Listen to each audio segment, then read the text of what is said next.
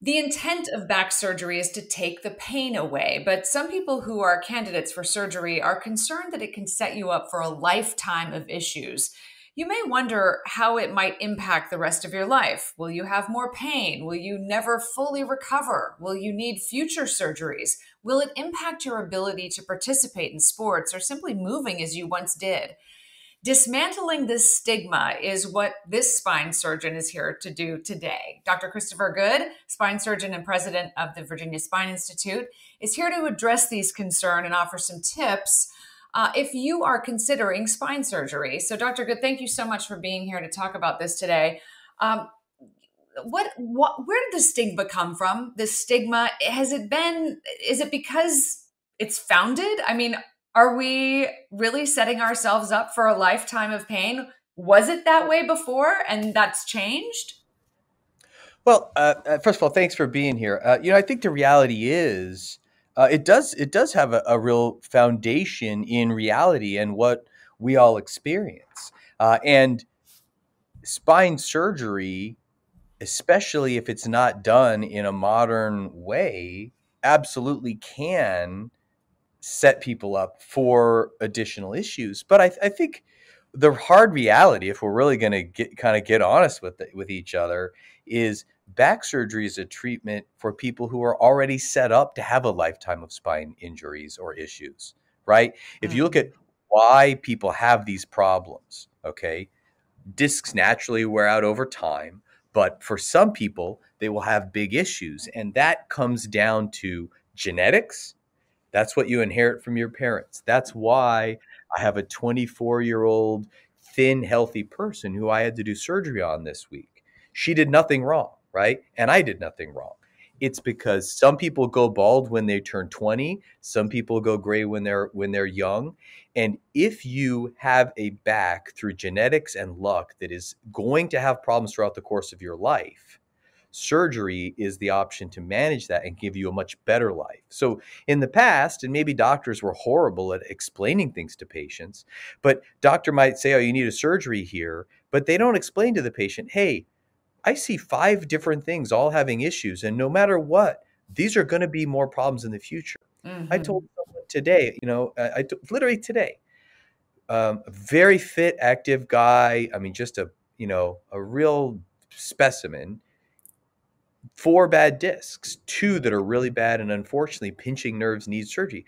And he's like, "Well, what about these other discs? Are you going to have? Are you going to make them have troubles in the future?" And I said, "Even if I had a magic wand and I fixed the bottom 2 discs right now, magically, those other 2 discs have issues. They are going to have issues, right? Life is a degenerative process. And so when we look at this, it's just like a dentist filling a cavity. Filling a cavity at one level doesn't prevent you from getting one at another tooth. Right. And so we have to really help people to understand, what is my back or my spine have? What are my options? We're trying to figure out how to get everybody from their current symptoms till the end of their life with the best function, the most motion, the least pain, the least number of surgeries. But the harsh reality is sometimes somebody comes in with something I know I can fix one thing and they're going to do awesome for decades and it is a home run.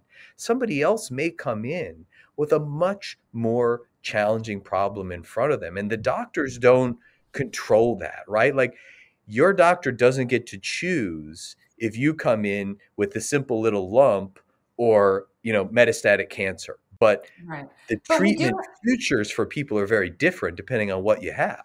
Right. So genetics aside, though, I mean, you would say this: our spine surgery today is not what our grandparents or our parents went through. And I know, we've talked about this before about your dad's situation where he was in a full body cast in the 1970s. I mean, modern procedures have improved recovery time, accuracy, outcomes. I'd love to hear a little bit more about your story, what inspired you to get into, the business that you're in, and then how far we've actually come in removing this stigma too, about where people can actually get back to their life, which is the title of this podcast.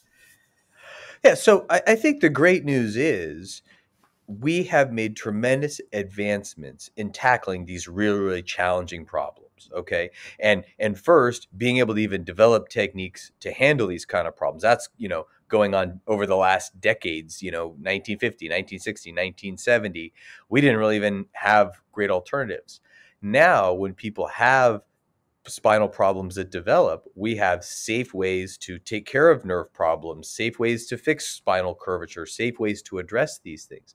And as time's gone on, we're now working to make these better, smaller, easier to recover from, lower risk for patients, so that when you look at what Mother Nature has in store for you versus the treatment option of spine surgery, your life will be way, way better with spine surgery than what may have happened otherwise. And Hmm. so that's really been a tremendous set of advancements over the last 20 years, and a big focus of what we're doing now.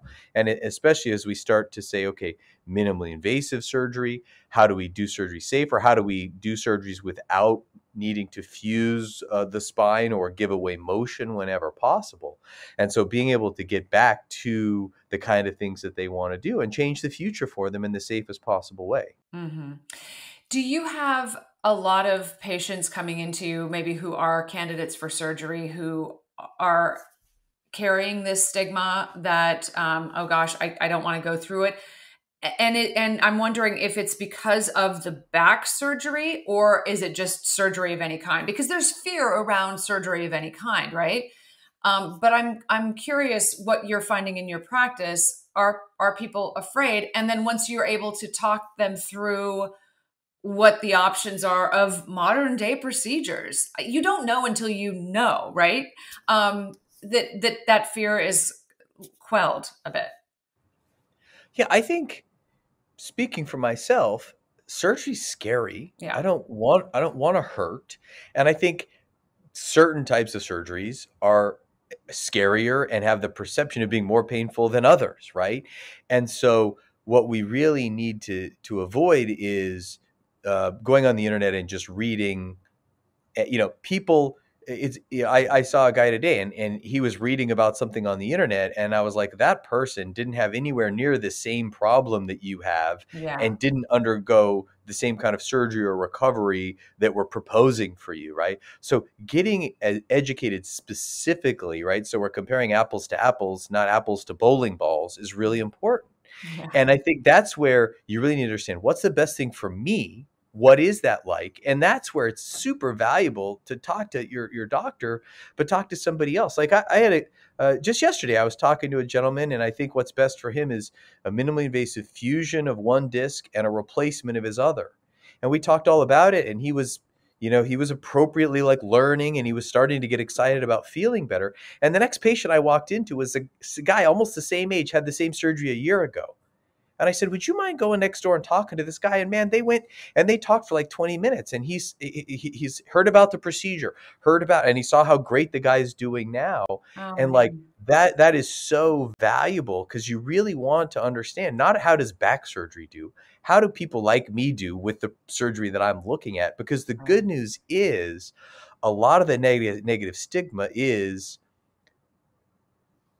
not what I would consider modern spinal health care. It's not modern anesthesia. It's not optimal physical therapy and rehab. And I mean, all these things. And so there's no question spine surgery is complicated. There's more variability amongst what we do, different people in our field, than I would like. And I think you want to make sure you're getting the best possible surgery, or whatever treatment you need. And so Mhm. that's really where I think my message is, I wouldn't be a spine surgeon if everybody that I treated surgically came back and was miserable, because I Yeah. I mean, I believe in what I do, and I'm passionate about it, and I take this very, very seriously, and I take it to heart big time when somebody doesn't do as well as I would like or would have expected. Mhm. And so, the old stigma is always something we want to fight to avoid, and it's good for patients to ask these questions, because if that is a concern based on your genetics, you need to be educated, you need to make the right decision. So I think asking these hard questions and getting answers from your doctor is important. But the good news is, with a lot of the modern techniques we're using, the future is very, very different than what a lot of the stigma had in the past, and I'm thankful for that.